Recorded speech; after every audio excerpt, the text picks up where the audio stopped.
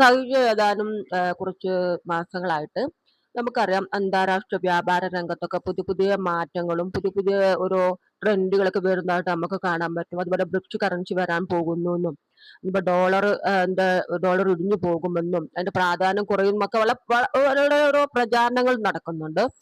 ഇതെല്ലാം തന്നെ കാരണം അത് 2022 ആരംഭിച്ച റഷ്യ ഉക്രൈൻ യുദ്ധമാണെന്ന് നമുക്ക് പറയാം. ഈ ഒരു യുദ്ധം ആരംഭിച്ച് ഏതാനും ദിവസങ്ങൾക്കകം തന്നെ അമേരിക്കയും യൂറോപ്യൻ യൂണിയൻ രാജ്യങ്ങളും ഗ്ലോബൽ പേയ്മെന്റ് സിസ്റ്റത്തിൽ നിന്നും റഷ്യൻ ബാങ്കുകളെ വിലക്കുകയും തന്നെ നിമിത്തം ഒരൊറ്റ ദിവസം കൊണ്ട് തന്നെ റഷ്യക്ക് സംഭവിച്ചത് $300 ബില്യൺ നഷ്ടമാണ്. അതുപോലെ തന്നെ റഷ്യയെ സഹായിക്കുന്ന രാജ്യങ്ങൾക്കെതിരെയും ഉപരോധം വരുമെന്നും ഒക്കെ അവർ പ്രഖ്യാപിച്ചിട്ടുണ്ടായിരുന്നു. എന്നാൽ അമേരിക്കയുടെ കൂടെ നിൽക്കുന്ന രാജ്യങ്ങൾ ജപ്പാൻ അല്ലെങ്കിൽ എന്താ പറയുക ജർമ്മനി, ഇറ്റലി തുടങ്ങിയ രാജ്യങ്ങളെല്ലാം തന്നെ അമേരിക്കക്ക് സപ്പോർട്ടായിട്ട് തന്നെയാണ് നിൽക്കുന്നത്. അപ്പൊ അവര് പറഞ്ഞു റഷ്യയെ സഹായിക്കുന്ന രാജ്യങ്ങൾക്കെതിരെയും ഉപരോധങ്ങളെല്ലാം വരും എന്നവര് മുന്നറിയിപ്പ് നൽകിയിരുന്നു. അങ്ങനെ ഇന്ത്യയോട് അവര് വളരെ കർശനമായി തന്നെ അവസാനം ഇന്ത്യക്കെതിരെ താരിഫ് ചുമത്തി. ഇന്ത്യ മൈൻഡ് ചെയ്യാതെ കൂടുതൽ ഓയിൽ മേടിച്ചു. റഷ്യയിൽ നിന്ന് ഓയിൽ മേടിക്കുന്നത് തുടർന്നു. ചൈനക്കെതിരെ ഉപരോധം ഏർപ്പെടുത്തി, ഇന്ത്യക്കെതിരെ ഉപരോധം ഏർപ്പെടുത്തുന്നു. ഇന്ത്യ മൈൻഡ് ചെയ്യാതെ വീണ്ടും വീണ്ടും ഓയിൽ മേടിച്ചു കൂട്ടുന്നു. അവസാനം അവർ വളരെ വ്യക്തമായിട്ട് തന്നെ പറഞ്ഞു ഇന്ത്യ റഷ്യയിൽ നിന്ന് ഓയിൽ വാങ്ങുന്നത് നിർത്തണം എന്ന് പറഞ്ഞു. അപ്പോൾ അല്ലെങ്കിൽ അതിന്റെ എന്താ പറയുക അതിൽ കുറെ പ്രശ്നങ്ങളൊക്കെ ഉണ്ടാവും. അപ്പൊ ഇന്ത്യക്കാർ തിരിച്ചു ചോദിച്ചു എന്ത് പ്രശ്നമാണ് ഉള്ളത്, ഞങ്ങളത് മേടിക്കും എന്നൊക്കെ പറഞ്ഞു.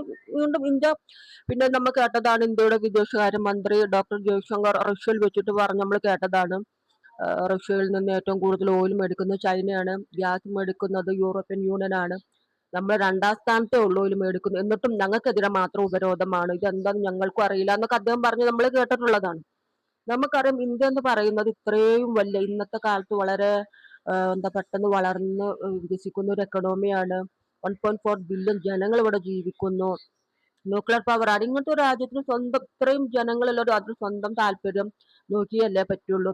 ഇന്ത്യക്കാർക്ക് കൂടുതൽ വില കൊടുത്ത് കാരണം ഇന്ത്യ ഒരു എന്താ പറയാ ഇന്ത്യക്ക് ഒരുപാട് ഓയിൽ അല്ലെങ്കിൽ പെട്രോളിയം ഉൽപ്പന്നങ്ങൾ ഒരുപാട് ആവശ്യമുള്ള രാജ്യമാണ്. അപ്പൊ അതുകൊണ്ട് നമുക്ക് ഉയർന്ന വില കൊടുത്ത് മേടിക്കാൻ പറ്റില്ല എന്നുള്ള ഇന്ത്യ വളരെ വ്യക്തമായിട്ട് തന്നെ അന്താരാഷ്ട്ര വേദികൾ പറഞ്ഞിട്ടുള്ളതാണ്. പിന്നീട് അമേരിക്കൻ അധികൃതർ ഇന്ത്യയുമായി സംസാരിച്ചെങ്കിലും അവർ തമ്മിൽ ഒരു ഒത്തുതീർപ്പിലും എത്താൻ സാധിച്ചില്ല. ഇന്ത്യ റഷ്യൻ ഓയിൽ മേടിക്കുന്നതുമായിട്ട് മുന്നോട്ട് പോവുകയും അങ്ങനെ മില്യൺ കണക്കിന് ഡോളറിന്റെ എന്താണ് ഓയിലുകൾ ഇന്ത്യ മേടിക്കുകയും ചെയ്തു. എന്നാൽ ഈ വ്യാപാരങ്ങളെല്ലാം തന്നെ നടന്നത് ഇന്ത്യൻ രൂപയിലോ റൂബിളിലോ ഒക്കെ ആയിരുന്നു, അല്ലാതെ ഡോളറിലായിരുന്നില്ല. ഇത് വളരെ ചെറിയ തുക ആയിരുന്നില്ല. അതിന് നിമിത്തം അമേരിക്കയുടെ സമ്പദ് വ്യവസ്ഥയ്ക്ക് ഒരു വിള്ളലേറ്റു എന്നൊക്കെയാണ് വിദഗ്ധർ പറഞ്ഞ് നമ്മൾ ന്യൂസുകളിലൊക്കെ കാണുന്നത്. ഉപരോധം വഴി ഇന്ത്യക്കെല്ലാം തന്നെ ഇന്ത്യയും മറ്റു രാജ്യങ്ങളും കൂടെ നിർത്താനാണ് എപ്പോഴും നമുക്കറിയാം. എപ്പോഴും അമേരിക്ക ശ്രമിക്കാം. അമേരിക്കയുടെ പ്രധാന ആയുധം ഉപരോധമാണ്. അങ്ങനെ ഉപരോധം വഴി ഇന്ത്യയുടെ കൂടെ നിർത്താൻ വേണ്ടി അമേരിക്ക ശ്രമിച്ചത് എന്താന്ന് വെച്ചാൽ ഇന്ത്യക്ക് അമേരിക്കയെക്കാട്ടിലും കൂടുതൽ അമേരിക്കക്ക് ഇന്ത്യയാണ് ആവശ്യം. കാരണം ചൈനയെ ഒതുക്കാനോ അല്ലെങ്കിൽ ചൈനയുമായിട്ടുള്ള ചില ഒരു സ്ട്രാറ്റജികളൊക്കെ ഉണ്ട് ഇന്തോ പസഫിക്, അതെല്ലാം ഇന്ത്യ ആശ്രയിച്ചാണ് ഇരിക്കുന്നത്. ഇന്ത്യ കോപ്പറേറ്റ് ചെയ്തില്ലെങ്കിൽ അതെല്ലാം വെള്ളത്തിലാവും. അങ്ങനെയാണ് ആ ചൈനയുമായി അമേരിക്കയുടെ ആ ഒരു ഡീല് ഇന്തോ പസഫിക്കിൽ നിൽക്കുന്നത്. അതിന് ഇന്ത്യയുടെ സഹായം അമേരിക്കക്ക് വളരെ അത്യാവശ്യമാണ്.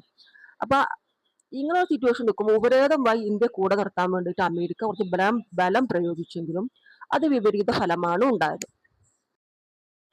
അതുപോലെ തന്നെ കഴിഞ്ഞ 1.5 വർഷമായിട്ട് ഇന്ത്യയും റഷ്യയും തമ്മിലുള്ള എല്ലാ വ്യാപാര ഇടപാടുകളും തന്നെ ഡോളറുകളെ അല്ല നടക്കുന്നത്, പകരം അതെല്ലാം ഇന്ത്യൻ രൂപയിലോ റൂബിളിലോ ആണ് നടക്കുന്നതെന്ന് പറയപ്പെടുന്നു. അതുപോലെ തന്നെ ഇന്ത്യയും റഷ്യയും തന്നെ പിന്നീട് ഒരു $10 ബില്യൺ ഒരു പ്രതിരോധ കരാർ ഒപ്പുവെച്ചിട്ടുണ്ട്.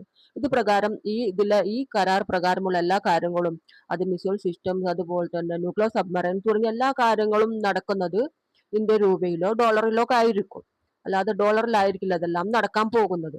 ഇന്ത്യ വളരെ വ്യക്തമായിട്ട് തന്നെ പറഞ്ഞിട്ടുണ്ട്, ഞങ്ങൾ ആന്റി അമേരിക്കൻ ആലി ഉണ്ടാക്കുകയൊന്നുമല്ല, നമ്മൾ ആന്റി അമേരിക്കൻ ചേരി ഉണ്ടാക്കുകയുമല്ല. നമ്മൾ എന്താ പറയുക, നമ്മൾ നമ്മുടെ രാജ്യത്തെ താല്പര്യം സംരക്ഷിക്കുക മാത്രമാണ്. അഥവാ ഈ ഡോളർ വഴിയുള്ള ഒരു പേയ്മെന്റ് സിസ്റ്റത്തിൽ അത് സംഭവിച്ചു കഴിഞ്ഞാൽ പകരം ഒരു സിസ്റ്റം എന്ന് മാത്രമാണ് ഞങ്ങൾ ഉദ്ദേശിക്കുന്നത്. അല്ലാതെ ഞങ്ങൾ ഡോളറിനെ ഡൊമിനേറ്റ് ചെയ്യുകയോ അല്ലെങ്കിൽ ഡോളർ എടുക്കാൻ നോക്കുകയോ അല്ലെങ്കിൽ അങ്ങനെ ഒന്നുമല്ല നമ്മൾ താല്പര്യം. നമ്മുടെ രാജ്യത്തിന്റെ താല്പര്യമാണ് നമുക്ക് വലുത് എന്നെല്ലാം ഇന്ത്യ വളരെ വ്യക്തമായിട്ട് തന്നെ എല്ലാ അന്താരാഷ്ട്ര വേദികളും പറഞ്ഞിട്ടുണ്ട്. അതുപോലെ കഴിഞ്ഞ മാസം ഇപ്പൊ ഇന്ത്യയും യു എയും തമ്മിലെല്ലാം ഒരു എത്രയോ $60 ബില്യൺ കരാർ എന്താണ് ഒപ്പുവെച്ചിട്ടുണ്ട്. ഇതെല്ലാം തന്നെ ഇന്ത്യൻ രൂപയിലും ദിർഹമിലൊക്കെ ആയിരിക്കും നടക്കുക. അവിടെ അമേരിക്കൻ ബാങ്കുകളോ ഡോളറുകളോ ഒന്നും ഉണ്ടായിരിക്കില്ല. അതിന് കൂടുതൽ കൂടുതൽ രാജ്യങ്ങൾ ഈ ഒരു രീതിയിലേക്ക് വരികയാണെങ്കിൽ അതായിരിക്കും എന്താ പറയാ ഡോളറിനെ ഡൊമിനേറ്റ് ചെയ്യാൻ കാരണമാവുക. അത് അതിലേക്ക് ഡോളറിന്റെ മൂല്യം ഇടിയാനോ അല്ലെ പുതിയൊരു പേയ്മെന്റ് സിസ്റ്റം, അതായത് ഒരു മോണോപ്പൊളി ഒരു കുത്തക എന്നതിലോട്ട് മാറിയിട്ട് പല രാജ്യങ്ങളിലേക്ക് പവർ ഒരു എന്താ പറയാ നമ്മുടെ ലോകത്തിന്റെ പവർ പല രാജ്യങ്ങളിലേക്ക് മാറുന്ന ഒരു അവസ്ഥ വരാനുള്ള ഒരു സാധ്യത ഉണ്ട്. അങ്ങനെയാണെങ്കിൽ അതായിരിക്കും ഡോളറിനെ ബാധിക്കുക.